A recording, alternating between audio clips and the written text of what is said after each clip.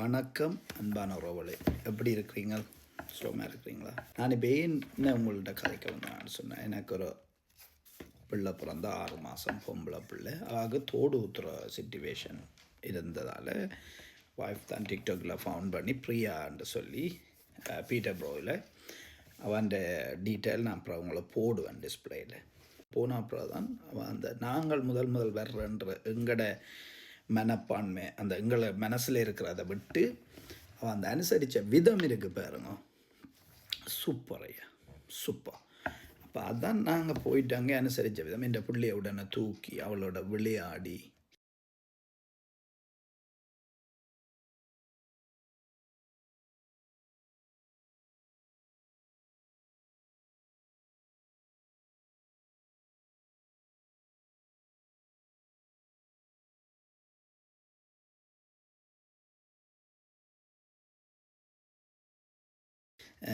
அப்படி என்னைக்கு அவளும் அதை சிரிச்சோன்ட்டு இருந்துட்டு அப்போ தோடு குத்த ரெடி ஆகிட்டு, தோடு மட்டுமண்டு இல்லையாவா குத்துறது, தோடு குத்துவா, ஹேருக்கு டை பண்ணுவா, கலர்ஃபுல்லான டை உங்களுக்கு பிடிச்ச மாதிரி ஸ்டெப் கட் பண்ணுவா, அப்படி பலதரப்பட்ட ஃபீல்டு அவள் செய்கிறாள். அப்போ என் பிள்ளைக்கு அதை தோடு குத்த வரைக்கும் ஒரு மார்க்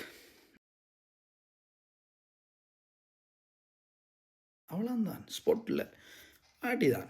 சூப்பர் ஐயா, உண்மையில் வரைக்கும் அதுக்குரிய மருந்து, அதுக்குரிய தான் குத்துறதுக்கு முதல் அவள் செய்கிற பணிவுகளை பார்க்க எங்களுக்கு ஸோ ஹாப்பி. என் உறவுகளுக்கோ சரி, அன்பான என்னை பார்த்து கொண்டிருக்கிற அன்பானவர்களுக்கோ சரி, அதை சொல்லணுமென்ற ஒரு எனக்கு தோட் வந்துச்சு. அப்போ அதை உங்களோட பரிமாறிக்கொள்கிறேன், அவ்வளோந்தான். அப்போ நான் குத்தியா அதுக்குரிய மருந்துகள் போடுற மருந்து எல்லாமே உண்மையில் தந்து விட்டவா.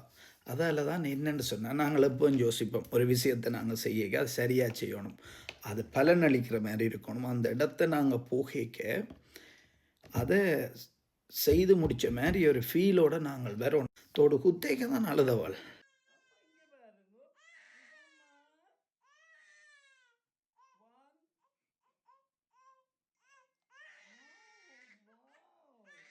மற்றும்படி அவள் அலையலை.